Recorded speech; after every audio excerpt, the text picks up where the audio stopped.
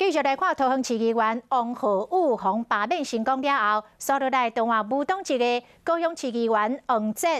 王哲的罢免案后个月初6要来投票，民进党的党主席蔡英文出声了，讲这个王哲的问政表现好，地方的接受度高。民进党面对着罢哲，无应该激外，应该提出着一套作战的模式。 伫市场拜年发春联，高雄市议员王哲最近定走基站，面对2月初6要举办的罢免投票，咧找出认同和支持。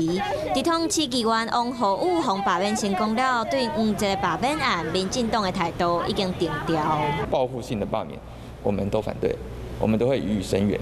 对王浩宇也是如此，对陈志忠议员也是一样。当然。 对于无党籍的黄捷议员，我们身为高雄市的一份子，我们当然也要声援他。总统蔡英文根据内部的民调，伫20号中常会表示，王哲问政的表现真好，地方接受度高。